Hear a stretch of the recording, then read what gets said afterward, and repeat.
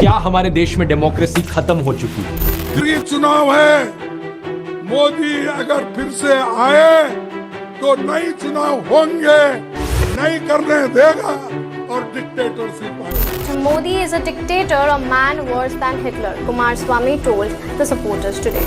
जय हिंद दोस्तों, हाल ही में इलेक्शन कमीशन ऑफ इंडिया ने देश के सबसे बड़े इवेंट और एक फेस्टिवल की तरह मनाए जाने वाले लोकसभा इलेक्शंस की डेट अनाउंस कर दी है। पर क्या यह इंडियन डेमोक्रेसी में होने वाला आखिरी इलेक्शन होगा? और क्या इस इलेक्शन के बाद पीएम मोदी का इन्फ्लुएंस इतना बढ़ जाएगा कि वो देश को तानाशाही के रास्ते पे ले जाए? कई सारी अपोजिशन पार्टीज की इस बात के साथ साथ यह सोचकर भी नींद उड़ी है कि क्या 2024 के बाद उनका नामो निशान भी बचेगा या नहीं। अलग अलग पॉलिटिकल पार्टीज के सपोर्टर्स इस मुद्दे पर अपनी अलग अलग राय देते हैं। तो आज की इस वीडियो में हम एकदम न्यूट्रल और अनबाइस्ड एनालिसिस करेंगे on the topic can India be a dictator regime in future. और वीडियो के अंत तक एक ऐसे फैक्टर की बात करेंगे जो मोदी के एक डिक्टेटर बनने पर फुल स्टॉप लगाता है। आपका टाइम सेव करने के लिए हमने वीडियो को इन सेगमेंट्स में बांटा है, पर एक बेटर अंडरस्टैंडिंग के लिए वीडियो को पूरा देखें। तो चलिए शुरू करते हैं। सेगमेंट 1, दी डेमोक्रेसी। डिक्टेटरशिप को समझने से पहले हमें डेमोक्रेसी को समझना होगा। According to Abraham Lincoln, democracy is the government of the people, by the people and for the people. मतलब लोकतंत्र जनता का, जनता के द्वारा और जनता के लिए शासन है। और ठीक इसी तरह भारत के लोग भी अपने ऊपर खुद शासन करते हैं, मगर इनडायरेक्टली, जहाँ वो अपने पसंदीदा रिप्रेजेंटेटिव के लिए वोट करते हैं जो उन पर रूल करेगा। तो इसका मतलब तो यही हुआ, जहाँ पे इलेक्शन होगा वहाँ डेमोक्रेसी होगी।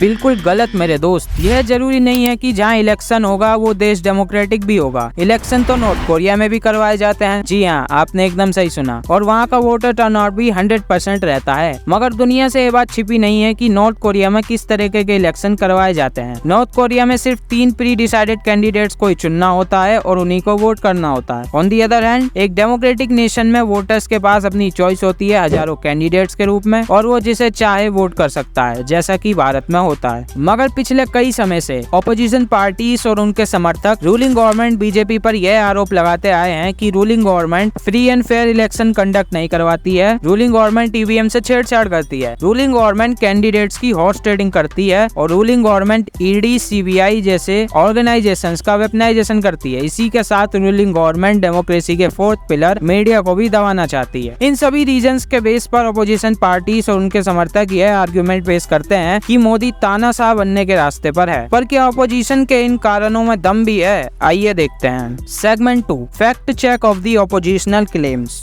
इस क्लिप में ध्रुव राठी कहता है कि हाल ही में हुए चंडीगढ़ मेयर इलेक्शन में इलेक्शन कमीशन के एक ऑफिसर ने चुनाव में धांधली करते हुए आप प्लस कांग्रेस द्वारा बनाई गई अलायंस के कैंडिडेट्स को मिले 20 में से 8 वोट्स को डिस्कार्ड करके बीजेपी को इवेंचुअली चुनाव जितवा दिया, जो कि क्लेम सही भी है। और एससी ने इस इलेक्शन को अनफेयर डिक्लेयर भी कर दिया है। और सीजीआई ने तो लोकतंत्र की हत्या जैसा फ्रेज भी इस्तेमाल किया है, जिसमें कोई गलती नहीं है। अगर गलत किया है तो सजा मिलनी भी जरूरी है। पर क्या ध्रुव राठी बंगाल पंचायत चुनाव के टाइम की इस क्लिप को देखना भूल गया था, जिसमें साफ दिख रहा है कि एक बंदा बैलेट पेपर बॉक्स लेकर भाग रहा है? क्या ये लोकतंत्र की हत्या नहीं है? अगर आप सिर्फ चुनाव में धांधली हुई इस बात पर किसी को डिक्टेटर साबित कर सकते हैं, तो फिर इस हिसाब से तो ममता बनर्जी सबसे बड़ी डिक्टेटर हुई। Moving on his second claim, horse trading. अब हॉर्स ट्रेडिंग की प्रैक्टिस कोई नई चीज नहीं है और कोई भी पार्टी दूध की धुली नहीं है। भारतीय राजनीति में आया राम और गया राम के नाम से हॉर्स ट्रेडिंग की प्रैक्टिस काफी ज्यादा प्रसिद्ध है। मगर मिस्टर राठी की वीडियो में सिर्फ बीजेपी के मैटर्स हाईलाइट करे गए हैं। आपको बता दें कि बीजेपी सिर्फ 6 राज्यों में अपने दम पर सरकार बनाती है और बाकी के 6 राज्यों में बीजेपी गठबंधन में। टोटल बीजेपी के हुए 12 स्टेट्स। और हाल ही में अभी जहाँ कर्नाटक चुनाव में बीजेपी हारी, वहाँ कांग्रेस और जनता दल की अलायंस ने सरकार बनाई। और जब राज्यसभा कैंडिडेट चुनने की बारी आई तो जनता दल के कुछ नेताओं ने कांग्रेस के चुने हुए कैंडिडेट्स को वोट कर दिया। अब भगवान ही जाने कि जनता दल के नेताओं ने कांग्रेस के कैंडिडेट्स को वोट क्यों किया। क्या ये हॉर्स ट्रेडिंग नहीं हो सकती? मगर हाईलाइट तो सिर्फ बीजेपी के मैटर को ही किया जाएगा। और ये सब पॉइंट बीजेपी के कंस्ट्रक्टिव क्रिटिसिज्म के लिए तो बहुत अच्छा बन सकता है, मगर डिक्टेटरशिप जैसा सीरियस एलिगेशन लगाने के लिए यह पॉइंट्स बिल्कुल भी वैलिड नहीं है।